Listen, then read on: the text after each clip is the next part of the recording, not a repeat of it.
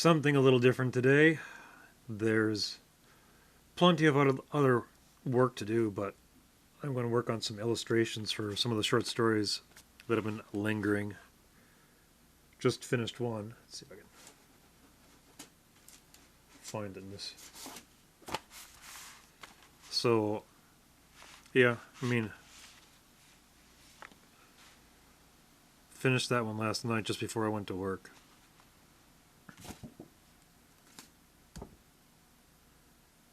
So, broken old paintbrush handle with a Hunt 102 nib. I like the brush handles. They seem to work better than the plastic holders that are conventionally sold with these. They just seem to be uncomfortable. Let's see.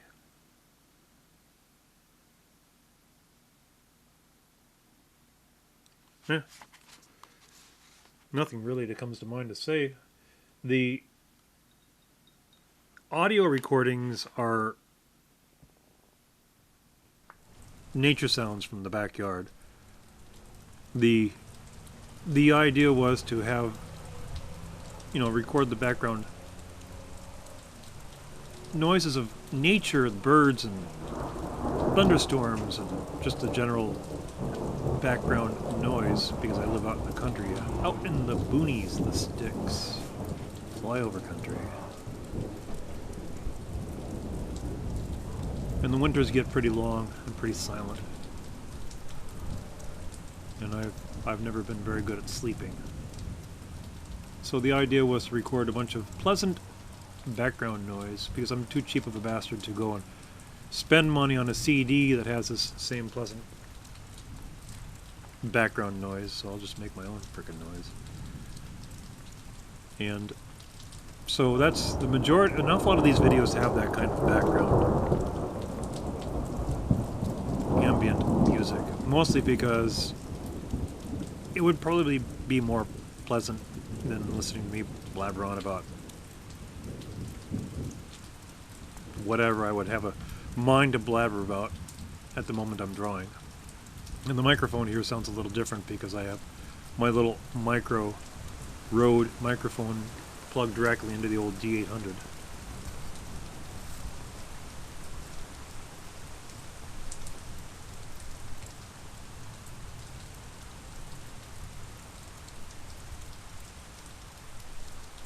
So there's background noises, it's thundering and lightning and storming.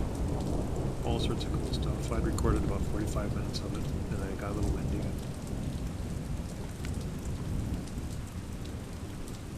I figured the fanfare was done for, so I decided to save the batteries.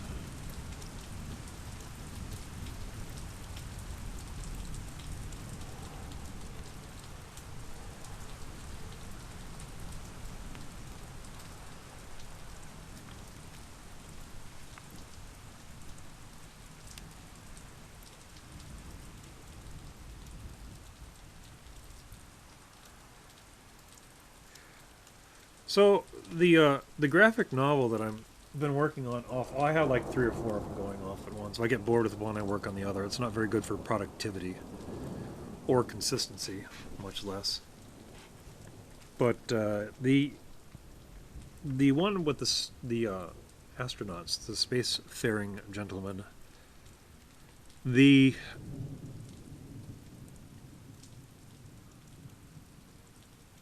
notion is a counterpoint to the Star Trek utopian idea of post-scarcity.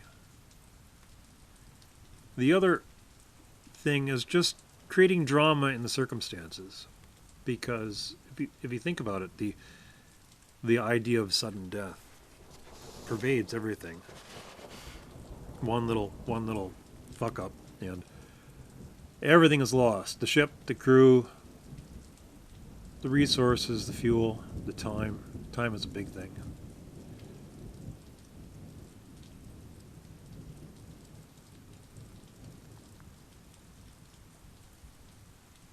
Time is an investment that does not pay dividends,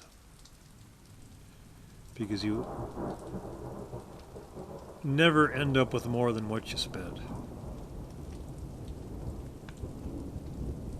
A shame, really. But what kind of world would we be living in if everyone was immortal? It'd be kind of a mess. Anyway, the the idea is just that the only abundant resource is human beings, labor. And as the burgeoning space race accelerates, the sudden space death syndrome starts to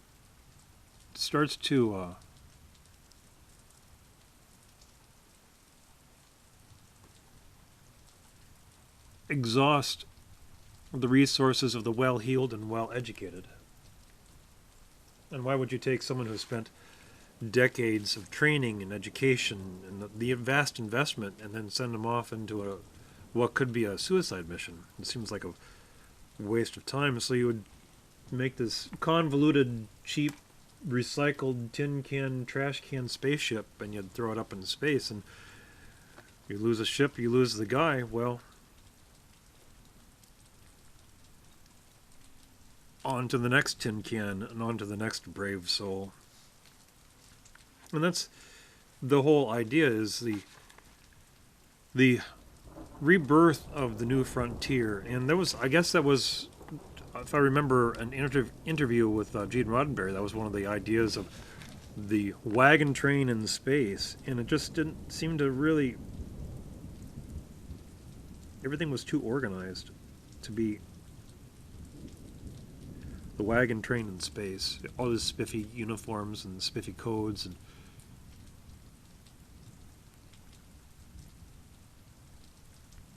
it just didn't mesh with the idea of,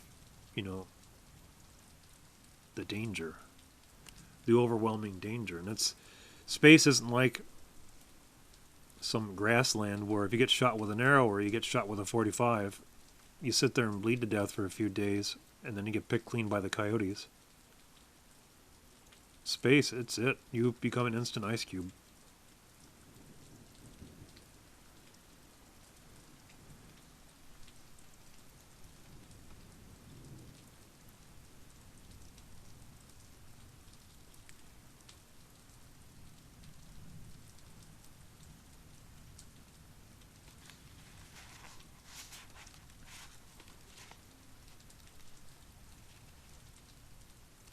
It's weird. So I have a whole set of these different pens. They're all the same 102.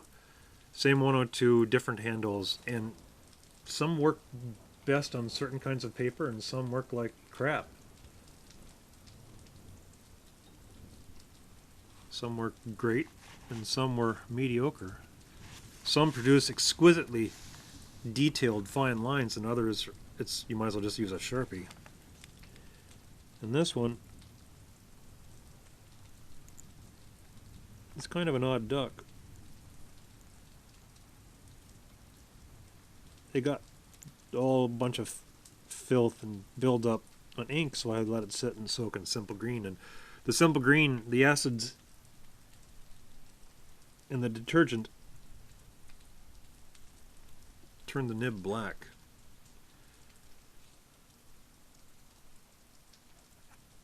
So it has a distinctive characteristic than the other pen points.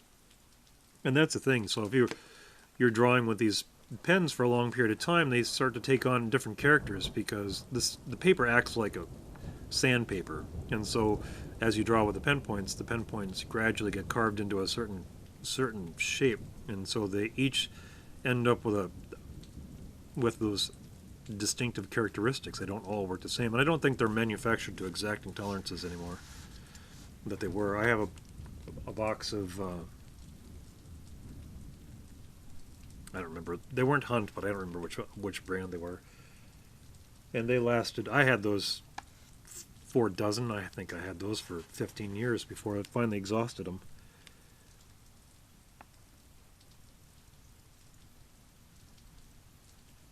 And there's a wide range of fancy, awesome, wonderful technical pens and modern pens that weren't available when I was a tyke that would be far more convenient than the good old-fashioned dip pen. To be more consistent.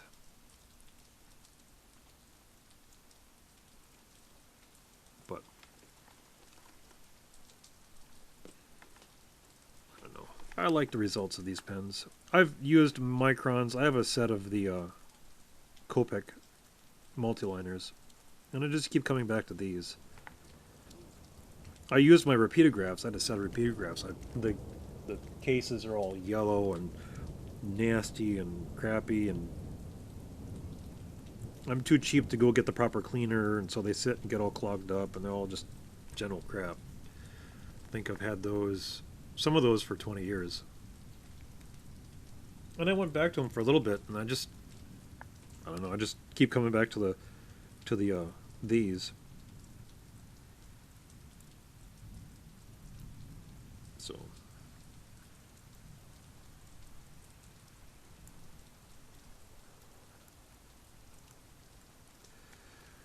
the biggest overall detail on the introduction of these space stories, it's drawing a beat up abandoned station wagon while I'm talking about space stories.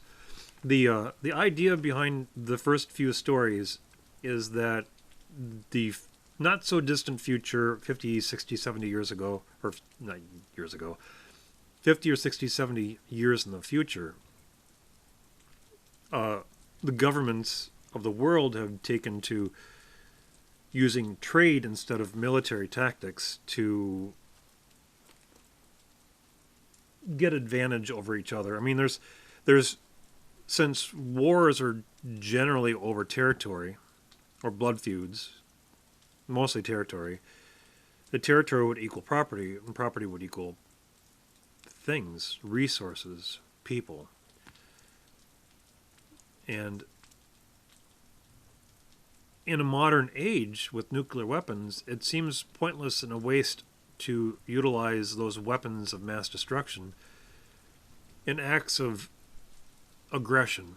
So you would use your resources and trade, tariffs and the like, to leverage against other countries. You'd use manipulative currency practices and whatnot to gain certain advantages over certain countries. And in this likelihood, they have gotten rid of war entirely.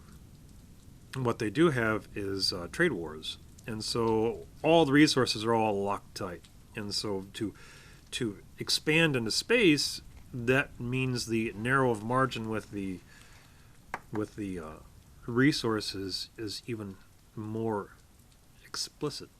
And so recycling of raw materials and everything that gets recycled and built into these ships. And these ships are ramshackle, cheap tin cans made out of cement and plastic and the barest essentials just to make them work, just to get a foothold in this new frontier.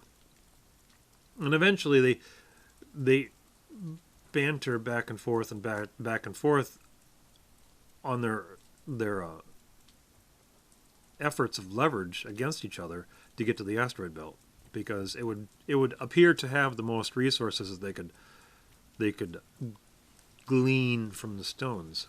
And the other aspect of the story is, so, you know, you're American, you're German, you're Lithuanian, you're Nigerian, you're Chinese, you're Japanese, you're Korean. And so your nationalities are kind of tied to your geographical locations. And if you're in space, you're not tied to any geographical locations, so you're carrying your patriotism or your nationality with you. So if you have a group of people who are isolated from the tethers of Earth, it could be that they find themselves questioning or subverting their inherent national pride for basic self-interest. It's an idea that's going to be gone through with these short stories. Some of them are going to be 10 pages, some of them are going to be 40 pages, some of them are going to be a dozen pages, or it's going to be isolated graphic novel stories. It's an extended series of stories that will take time to eke out under the circumstances. So this is why I'm sticking with a probably 60-page anthology of about 4 or 5 stories, give or take. So, anyway, that's it for now. Have a good day.